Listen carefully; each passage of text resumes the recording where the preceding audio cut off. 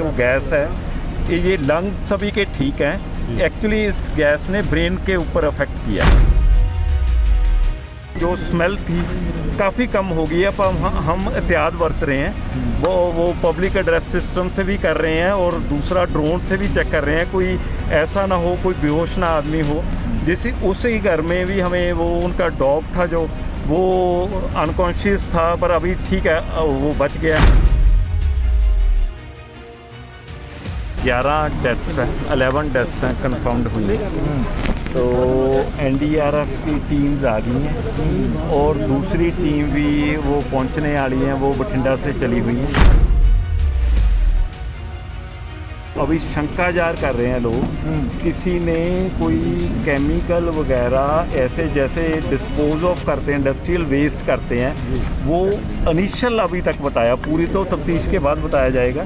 वो इनिशियल ये बताया कि किसी ने केमिकल बेस समझी से किसी सीवर में शायद डिस्पोज ऑफ किया है और सीवर की गैसेस से मिलके कोई ऐसी गैस निकली है, तो वो उसने इम्पैक्ट किया है।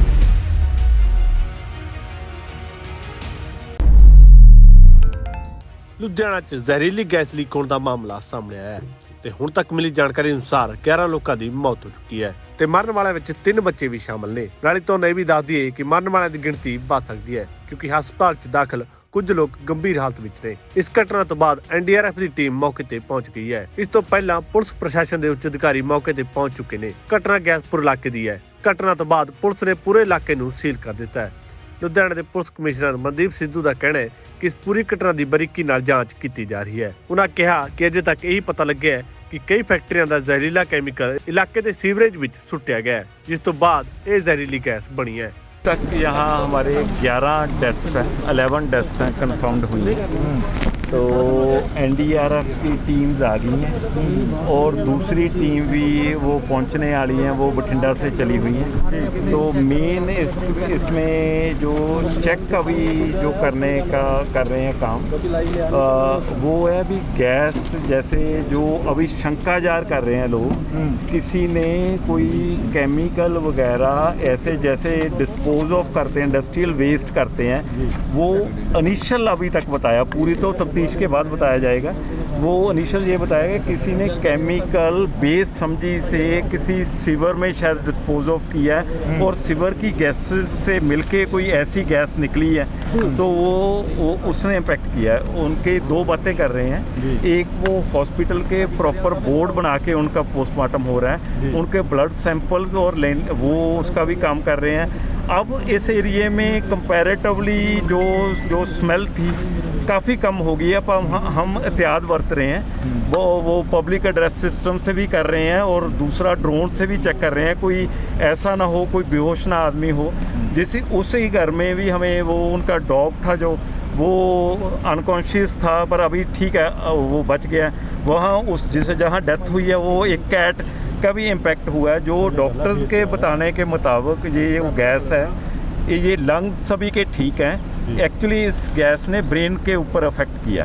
तो ये अभी तक इनिशियल ये जो आसपास के लोगों से बताने में वो अब हम सीसीटीवी कैमरा भी चेक कर रहे हैं और भी टेक्निकली चेक कर रहे हैं। उसमें ये बता रहे हैं यही है कि लगता है किसी ने सीवर में कोई ऐसा केमिकल डाल दिया जिसके कारण उसकी रिएक्शन के और सीवर की गैसेस के रिएक्शन के कारण ये बात। सर हाले तक पता लगा कि हाले तक किहड़ी एग्जैक्ट लोकेशन है? मैं मतलब I am not a expert. NDRF के पास स्पेशल इक्विपमेंट है जो लेके आ रहे हैं। 6 टाइप की वो गैसेज हैं, वो आइडेंटिफाई भी कर लेते हैं। वो जो सैंपल लेंगे जो सीवर के पास जहाँ, क्योंकि जहाँ डेथ हुई है उनके पास वो मेन होल्स हैं, सीवर के मेन होल्स हैं, पर हम ये नहीं कह सकते भी उसमें निकली, क्योंकि अभी स्मेल तो आ रही है पर स्मेल बहुत कम हो गई है। तो वो उसके जो बाद में जो एनडीआरएफ की टीम वो सैंपल लेगी, प्लस उनके जो ब्लड सैंपल की रिपोर्ट आएगी, उसका मैचिंग करने के बाद वो आपको एग्जैक्ट कॉज बताया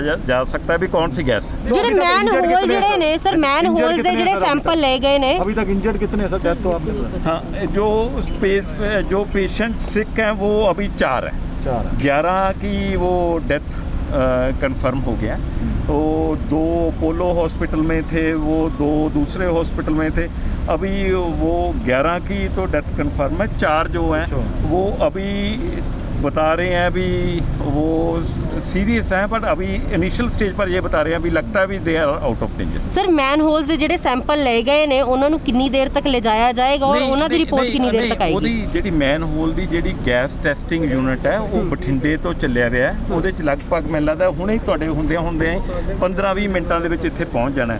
2 ਟੀਮਸ ਹੈ, ਇੱਕ NDRF ਦੀ ਇਨੀਸ਼ੀਅਲ ਟੀਮ ਸੀ ਜਿਹੜੀ ਇਵੈਕੂਏਸ਼ਨ ਜਾਂ ਪਲੱਸ ਉਹ ਕਰਨਾ, ਪਰ ਇਹਦੇ ਵਿੱਚ ਜਿਹੜੀ ਇੰਪॉर्टेंट ਜਿਹੜੀ जस्ट वांट टू शेयर, जो टाइमली आफ्टर गेटिंग इंफॉर्मेशन जब हमें इंफॉर्मेशन मिली तो पुलिस का रिएक्शन बहुत, मैं इस बात को सोच सकता हूँ कि बहुत सारी जो दुर्घटना बड़ी होनी थी उसको रोकने में भी हम कामयाब हुए हैं, क्योंकि हमारे कुछ मुलाजिम हैं जो उनको भी थोड़ा सा बेहोशी का हुआ, पर वो इनिशियल रिएक्शन था, वो अपने रुमाल लेके और गिला रुमाल करके वो उसके बीच में उनको इवैक्यूएट करने की कोशिश की, हॉस्पिटल पहुंचाने की।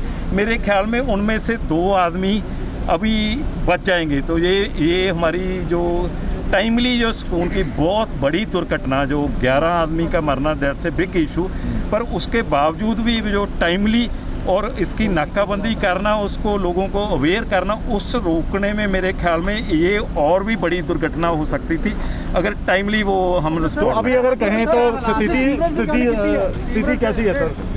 स्थिति अभी ठीक है?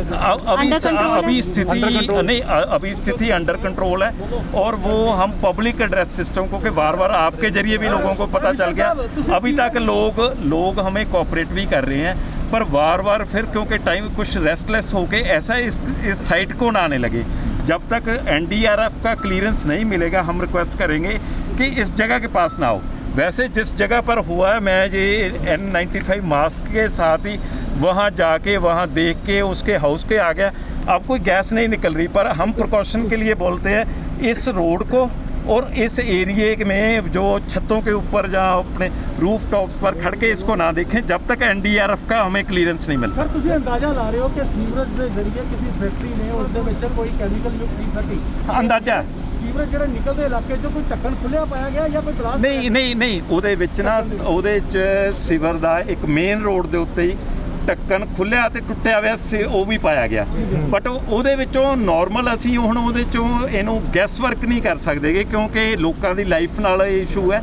ਪਰ ਇਨੀਸ਼ੀਅਲ ਜਿਹੜਾ ਲੋਕਾਂ ਦੇ ਦੱਸਣ ਮੁਤਾਬਕ ਇਹ ਹੈ ਵੀ ਬਹੁਤ ਸਾਰੇ ਜਿਹੜੇ ਨੌਨ ਸੀਰੀਅਸ ਤੇ ਜਿਹੜੇ ਉਹ ਇੰਡਸਟਰੀਅਲਿਸਟ ਟਾਈਪ ਹੈ ਜਾਂ ਛੋਟੇ ਉਹਦੇ 'ਚ ਹੈ, ਉਹ ਕਈ ਵਾਰੀ ਆਪਦਾ ਕੈਮੀਕਲ ਨੂੰ ਇਸ ਢੰਗ ਨਾਲ ਡਿਸਪੋਜ਼ ਆਫ ਕਰਦੇ ਆ ਵੀ ਜਿਹਦੇ ਨਾਲ ਲੋਕਾਂ ਦੀ ਜਾਨ ਨੂੰ ਖਤਰਾ ਹੋ ਸਕਦਾ। ਤੁਹਾਨੂੰ ਦੱਸ ਦਈਏ ਕਿ ਲੁਧਿਆਣਾ ਦੇ ਗਿਆਸਪੁਰਾ ਇਲਾਕੇ ਵਿੱਚ ਜ਼ਹਿਰੀਲੀ ਗੈਸ ਲੀਕ ਹੋਣ ਨਾਲ ਕਈ ਲੋਕਾਂ ਦੀ ਮੌਤ ਹੋ ਗਈ ਹੈ। ਪੂਰੇ ਮਾਮਲੇ ਤੇ ਮੁੱਖ ਮੰਤਰੀ ਭਗਵੰਤ ਮਾਨ ਨੇ ਵੀ ਦੁੱਖ ਦਾ ਪ੍ਰਗਟਾਵਾ ਕੀਤਾ ਹੈ। ਉਹਨਾਂ ਟਵੀਟ ਕਰਦੇ ਹੋਏ ਲਿਖਿਆ ਕਿ ਲੁਧਿਆਣਾ ਦੇ ਗਿਆਸਪੁਰਾ ਇਲਾਕੇ ਵਿੱਚ ਫੈਕਟਰੀ ਦੀ ਗੈਸ ਲੀਕ ਦੀ ਘਟਨਾ ਬੇहद ਦੁਖਦਾਈ ਹੈ। ਪੁਲਿਸ ਪ੍ਰਸ਼ਾਸਨ ਤੇ NDRF ਦੀਆਂ ਟੀਮਾਂ ਮੌਕੇ ਤੇ ਮੌਜੂਦ ਹਨ। ਹਰ ਸੰਭਵ ਮਦਦ ਪਹੁੰਚਾਈ ਜਾਵੇਗੀ। ਬਾਕੀ ਵੇਰਵੇ ਜਲਦੀ। ਤੁਹਾਨੂੰ ਦੱਸ ਦਈਏ ਕਿ ਪੁਲਿਸ ਪ੍ਰਸ਼ਾਸਨ ਬਚਾਓ ਕਾਰਜ ਦੇ ਨਾਲ ਇਸ ਘਟਨਾ ਦੀ ਜਾਂਚ ਵਿੱਚ ਲੱਗਿਆ ਹੋਇਆ ਹੈ। ਹੁਣ ਦੇਖਣਾ ਹੋਵੇਗਾ ਕਿ ਇਸ ਜਾਂਚ ਵਿੱਚ ਕੀ ਕੁਝ ਨਿਕਲ ਕੇ ਸਾਹਮਣੇ ਆਉਂਦਾ ਹੈ। ਲੁਧਿਆਣਾ ਤੋਂ ਕੁਲਬੀਰ ਰਾਹੀ ਦੀ ਰਿਪੋਰਟ, T5 ਚੈਨਲ ਪੰਜਾਬੀ। ਨਿਡਰ ਹਾਂ, ਨਿਰਪੱਖ ਰਹਾਂਗੇ, ਆਜ਼ਾਦ ਹਾਂ, ਸੱਚ ਕਹਾਂਗੇ। ਗੱਲ ਕਰਾਂਗੇ ਸਿਆਸੀ ਹਵਾ ਦੀ, ਹੋਣਗੇ ਹੁਕਮਰਾਨਾਂ ਨੂੰ ਸਿੱਧੇ ਸਵਾਲ। ਸਭ ਤੋਂ ਪਹਿਲਾਂ ਪਹੁੰਚਾਵਾਂਗੇ ਤੁਹਾਡੇ ਤੱਕ ਸਿਰਫ ਸੱਚੀ ਖਬਰ। ਦੱਸਾਂਗੇ ਕੌਣ ਕਰ ਰਿਹਾ ਹੈ ਤੁਹਾਡੇ ਤੇ ਸਬਰ। ਵਿਦੇਸ਼ਾਂ 'ਚ ਬੈਠੇ ਪੰਜਾਬੀਆਂ ਦੇ ਹੱਕ ਦੀ ਕਰਾਂਗੇ ਗੱਲ। ਕੈਨੇਡਾ ਦੀ ਹਰ ਸਿਆਸੀ ਖਬਰ ਲੈ ਕੇ ਆਵਾਂਗੇ ਤੁਹਾਡੇ ਵੱਲ। ਉਭਰਾਂਗੇ ਪੰਜਾਬ ਦੀ ਆਵਾਜ਼ ਬਣ ਕੇ। ਹੋਣਗੇ ਹਰ ਪਹਿਲੂ ਤੇ ਰੋਜ਼ ਚਰਚੇ। ਖੋਲਾਂਗੇ ਅੰਦਰੂਨੀ ਰਾਜ। ਬਣਾਂਗੇ ਬੁਲੰਦ ਆਵਾਜ਼। ਖੇਡ, ਸਿੱਖਿਆ, ਸਿਹਤ, ਖੇਤੀ ਦੀ ਬਾਤ ਪਾਵਾਂਗੇ। ਹਰ ਪਿੰਡ, ਹਰ ਸ਼ਹਿਰ ਜਾਵਾਂਗੇ। ਮਨੋਰੰਜਨ ਨਾਲ ਜੁੜੇ ਕਲਾਕਾਰਾਂ ਨਾਲ ਕਰਵਾਵਾਂਗੇ ਮੁਲਾਕਾਤ। ਸੰਘਰਸ਼ਾਂ ਵਾਲੀ ਜ਼ਿੰਦਗੀ ਤੇ ਮਾਰਾਂਗੇ ਝਾਤ। ਕੀ ਨੇ ਸਾਡੇ ਕਾਨੂੰਨ, ਫਰਜ਼ ਤੇ ਅਧਿਕਾਰ? ਕੀ ਕਰਦੀ ਹੈ ਸਾਡੀ ਸਰਕਾਰ? ਕੀ ਹੈ ਤੁਹਾਡੀ ਮੁਸ਼ਕਲ ਦਾ ਹੱਲ? D5 ਚੈਨਲ ਪੰਜਾਬੀ ਦੀ ਕਚਹਿਰੀ 'ਚ ਹੋਵੇਗੀ सिर्फ लोकां दी गल। धर्म, धरोहर, सेहत और संस्कृति की होगी बात। अब D5 चैनल हिंदी भी होगा सर। D5 चैनल पंजाबी, अपनी धरती, अपने लोक। सत श्री अकाल जी, मैं हाँ कुलराज रंधावा ते तुसी देख रहे हो D5 चैनल पंजाबी, जो लॉन्च हो चुका है हुण कैनेडा विच।